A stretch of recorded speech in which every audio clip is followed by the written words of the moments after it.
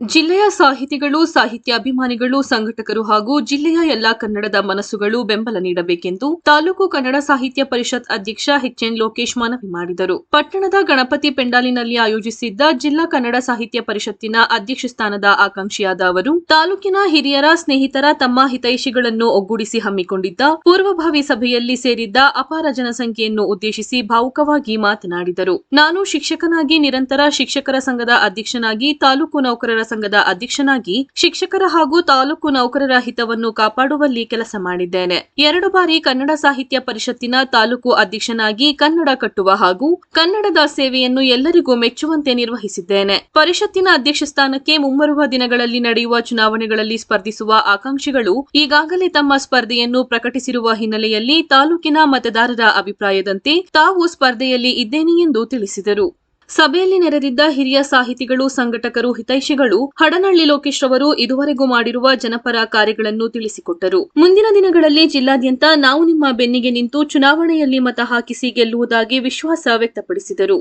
ಈ ವೇಳೆ ಹಿರಿಯ ಜನಪದ ವಿದ್ವಾಂಸ ಡಾ ಚಂದ್ರು ಕಾಳೇನಹಳ್ಳಿ, ನಿವೃತ್ತ ಪ್ರಾಂಶುಪಾಲ ಎನ್ ತಮ್ಮಣ್ಣಗೌಡ, ಪರಿಸರ ಪ್ರೇಮಿ ಸಿಎನ್ ಅಶೋಕ್, ಪುರಸಭೆ ಮಾಜಿ ಅಧ್ಯಕ್ಷ ಸಿಎನ್ ಶಶಿಧರ್, ರೈತ ಸಂಘದ ರಾಜ್ಯಾಧ್ಯಕ್ಷ ಅರಳಾಪುರ ಮಂಜೇಗೌಡ, ಕಲಾವಿದ ಮಿಲ್ಟಿ ಮಂಜುನಾಥ್, ನಿವೃತ್ತ ಉಪನ್ಯಾಸಕ ಎನ್ ನಾರಾಯಣ್, ಸಾಹಿತಿ ನಂಬಿಹಳ್ಳಿ ಚಂದ್ರು ಸೇರಿದಂತೆ ಹಲವು ಜನರು ಭಾಗವಹಿಸಿ ತಮ್ಮ ಬೆಂಬಲ ಸೂಚಿಸಿದರು.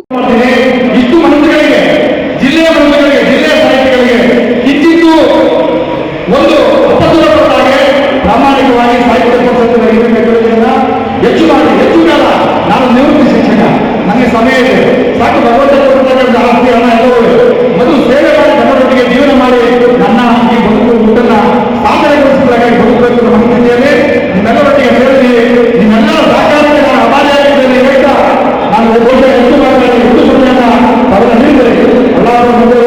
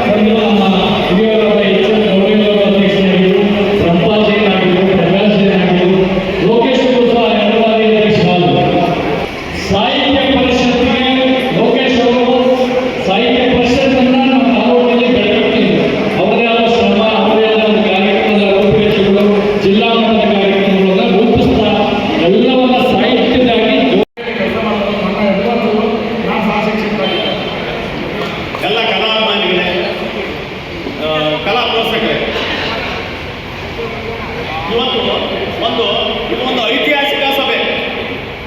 ಈ ಐತಿಹಾಸಿಕ ಸಭೆ ನಮ್ಮ ಲೋಕೇಶ್ ಅವರು ಒಂದು ಸ್ಪರ್ಧಿಯಾಗಿ ನಮ್ಮ ಜಿಲ್ಲಾ ಅಧ್ಯಕ್ಷ ಸ್ಥಾನಕ್ಕೆ ನಿಂತಿದ್ದಾರೆ. ಯಾಕೆಂದರೆ ಲೋಕೇಶ್ ಅವ್ರ ಬಗ್ಗೆ ನಾವು ಮಾತಾಡಬೇಕು ಅಂತ ಅಂದರೆ ಅವರು ಮತ್ತೆ ಹೇಳಿದ್ದಾರೆ. ನಾನು ಆಲ್ಗೋಟಹಳ್ಳಿಯಲ್ಲಿ ಹೆಡ್ ಮಾಸ್ಟರ್ ಆಗಿದ್ದಂಥ ಸಂದರ್ಭದಲ್ಲಿ ಅವರು ರೆಫ್ರೆಂಡ್ ಮಾಡ್ತಾ ಇದ್ರು. ನಾವು 6 ವರ್ಷಗಳ ಕಾಲ ನಾವು ಸಹಪಾಠಿಯಾಗಿ ಕೆಲಸ ಮಾಡಿದ್ರು. ಅವರ ಉದ್ದ ಆಳ ಅಗಲದಲ್ಲಿ ನಾನು ಮಗ ಕಂಡಿದ್ದೀನಿ. ಆಮೇಲೆ ಅವರು ಒಬ್ಬ ಮಣ್ಣಿನಿಂದ ಇದ್ದಂಥ ಮಗ. ಅವರು ತರಕಾರಿ ಬಂದು ಬದನೆಕಾಯಿಗಳು ಬೆಂಗಳೂರಿಗೆ ತಗೊಂಡೋಗಿ ಸಾಕ್ಷಿ ಸಾಹಿತ್ಯ ಪರಿಷತ್ತಿಗೆ ಚುರುಕನ್ನು ನೀಡಿದಂಥವರು. ಹಾಗೆಯೇ ಈ ತಾಲೂಕಿನ ಅತ್ಯಂತ ಕಟ್ಟ